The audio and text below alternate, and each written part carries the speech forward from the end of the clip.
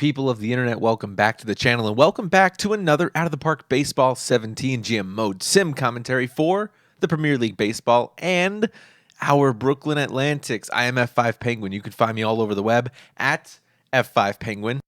And in the last video, we actually did some relatively good things, right? We kicked off opening day, year 10, season number 10 of the PLB. I'm pretty excited to be part of that. And what do you know? We didn't do too bad. We were, above 500. That's a step in the right direction. Plagued with injuries throughout, and it doesn't stop here in July either. We're recapping July this video as we move into August, as you can see from the top, August 4th. And man, this month was challenging, to say the least. Like, really, really challenging. So this is what we got, and this is what we have going on. Kurix is out for 12 months, season ender. We had to fill him up, right? We had to bring up somebody. Troy Thompson hasn't been the answer. That's definitely has not been the answer. I got to find somebody else who's going to do it. I'm looking at Salazar, but his ERA is too high. I don't know. We gotta find somebody that can do it. It's not gonna be Troy Thompson. That'll probably earn him a spot out the door as we look to replace him as well. But let's go through where we're at. We're 26 and 14. We're at the top of the charts. We're ranked 4th in overall power rankings. We are 1 game ahead of Albany. We're in good shape. For a while there, we were back closer to 500, and Minnesota was first by like 3 games. So this month's been up and down for us. We have a message from McFeeters. McFeeder says, hey, my contract's up. You should probably resign. We probably will not resign him, obviously, if he doesn't wow us here. He's doing 308 here, and yeah, we could resign him, but I don't know if we're going to. He was kind of just a filler to see if anybody else gets good. We'll look and see how our team's shaking out to be in September, see if we're going to offer him a resign. I just don't know yet.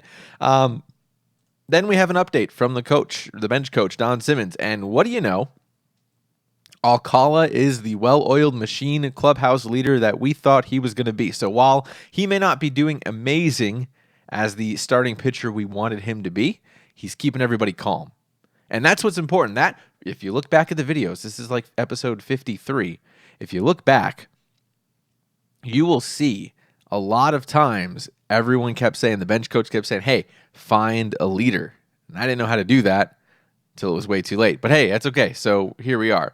Josh Wilson's injury took way too long to get better. Now he's back finally. So we'll be able to look at that.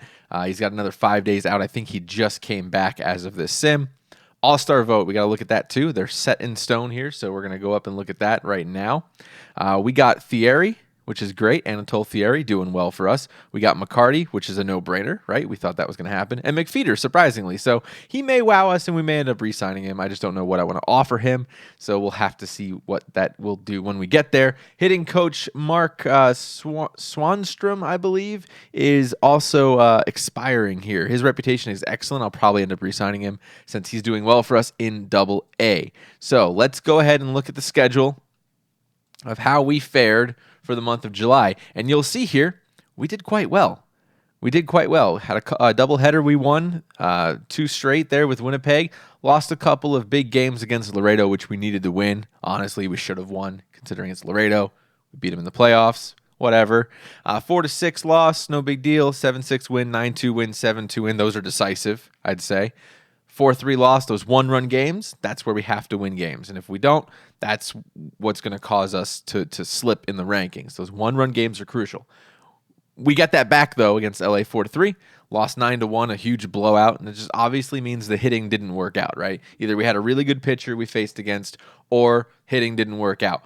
That's okay. Another 1-run win here, 3-1, 8-5, 6-5, 1-run win, 7-4, 7-4, 6-5, another one, 6-3, lost 13-7. So that's just like both pitchers not trying.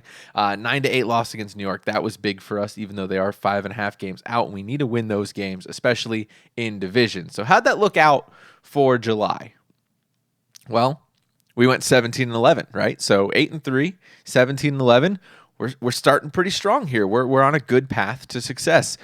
Couple of things we want to look at, though. Extra inning games, we're 3-2. I want that to be a little bit better when we go that yard. And 1-run games, we got the 2 losses in the 1-run games here in July. We're 9-2. As long as we win those, I think we'll do well overall. I really, really, really do.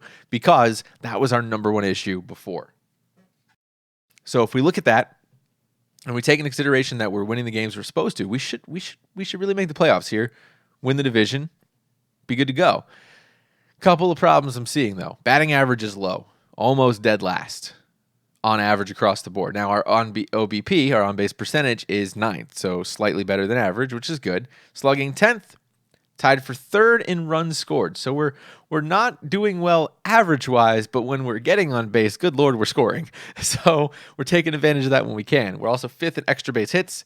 You can attest that to Capra, Brady, Zarnecki, Philpott even. He's pretty quick still. So that's pretty good. And home runs, we're 7th. So we fixed our power issue. I'd say safe to say here we got McFeeders and guys like that. So we're fixing that problem. And we're 2nd in bases on balls. So a lot of people are getting walked, which is nice. 10th in strikeouts. 18th in stolen bases, surprisingly, with the fast guys. So I toned that down. I toned the stealing down a bit. And what we're getting instead is production on base and extra base hits. Now, where are we suffering? Boy, it's in pitching. We spent so much money on pitching and got almost nowhere with it. ERA 17th, starters ERA 14th, bullpen 19th. So we have our hitting, and that's keeping us in games, and everything else is not. Home runs are out loud, though, is 9th, 35. That's nice, but everything else is below average, and I don't know how to fix that. I really don't. I really don't know how to fix that. So let's look at what we're doing financially, and then we'll look at some stats from the teams.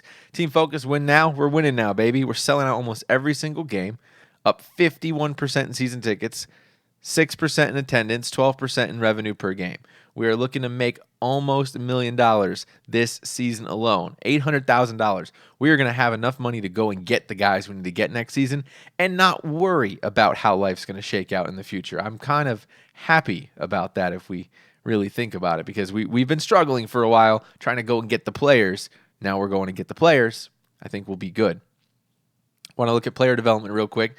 7th out of 24. That's because we called up a couple of guys. We know that. But here's where we stand with our pitching and with our hitting in our minor leagues and in the international roster as well. We got some guys on the horizon. Hopefully I can pull out a right fielder like Thurston and bring him up. So we'll have to keep an eye on him, see how he progresses. That's who I'm looking to bring up instead of McFeeders. We have to see how it's going to go.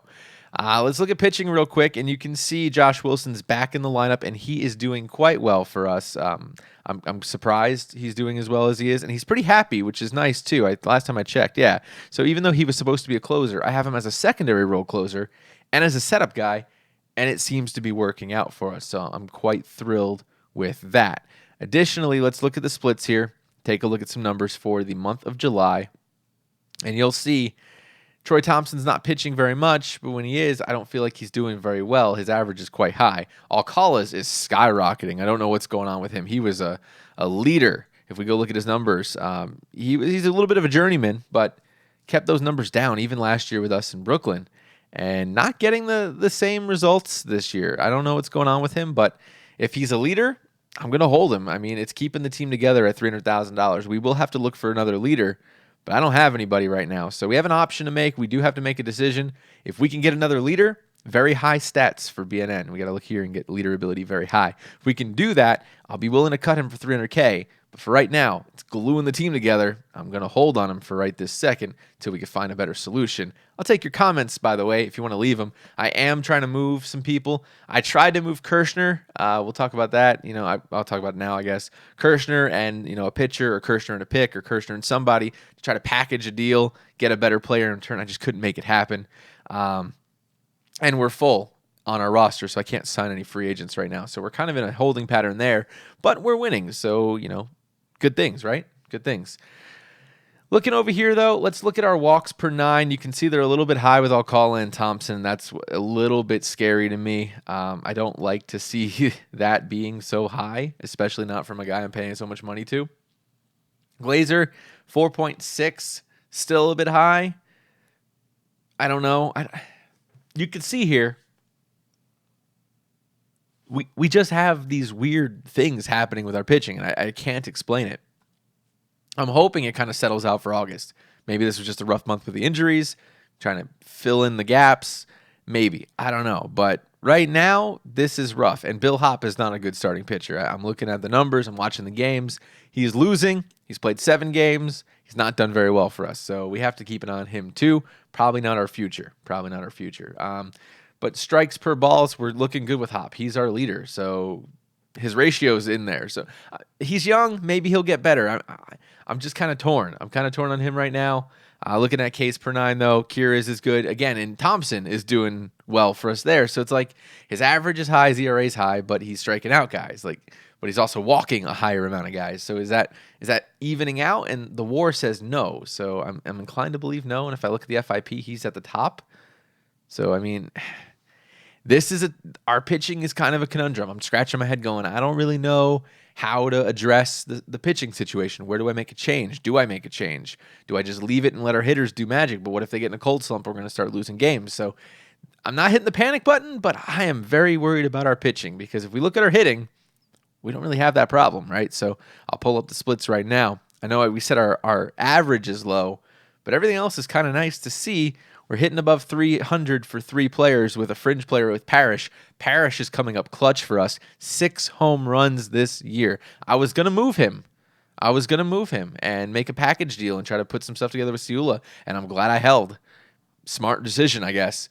Newman surprisingly not doing as well as for us as we thought he was going to. 285 for normal and 302 for Joplin, and we're not getting that out of him right now. So I don't know what to do with him and how to get him into the game, but something's got to give there because Davies is doing a heck of a lot better, and he's contributing when he's called upon. So we'll have to see how that kind of pans out. OBP, we got Davies at the top of the list. We ignore that because we got McCarty there, McFeeters, Parrish, starter guys.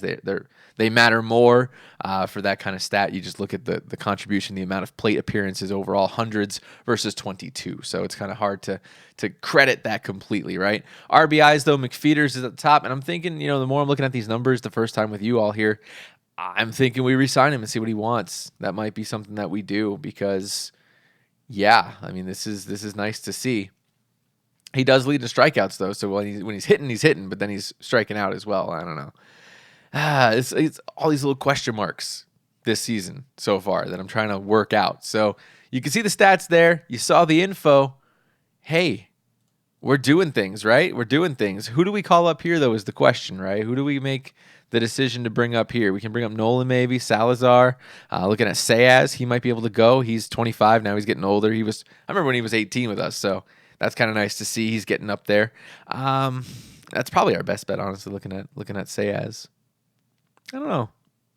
Got to make a decision. And then we have a bunch of guys that are hitting, above 1.1 WAR. Hendrickson, Farrell's doing quite well for us as a filler role when we need him to. Not so much in the majors, but that's all right. Shantz might be our go-to. He's been kind of sitting in the wings. I've had him for seemingly ever now. If we look back, we've had him since 56. I think I've had him more than that. So he might be our go-to. His stats look pretty good. Hitting-wise, not so much, but he's another fringe player. It's like, how do we want fielding? Do we want hitting? I just don't know where we go there. So this is definitely a head scratcher. We got some players in the wings, but right now, I think we just drive the boat. We drive the boat forward, maybe tweak the pitching a bit, but not too much, and hope for the best here. So I'm going to leave this video here. This is July, okay? We're in good shape. I'm trying to bring up this page here. We're in good shape. We're tracking in a positive direction. We should make the playoffs bearing a slide. I'm pretty happy. I like being happy. Happy Penguin is good Penguin. I know it's not as good for Rush Puck and Wichita when I cry on stream. I know they like that, but I'm not going to do that because we're doing the things right now, and I'm thrilled with that. So I'm holding on, and this is Out of the Park Baseball 17, the GM Mode Sim commentary for the Premier League Baseball. Please like and subscribe this video. Leave your comments below or on Twitter at F5Penguin, or you can find me all over the web at F5Penguin. Link in the description below for the Premier League Baseball website, facts, figures, and all the good stuff about the whole league.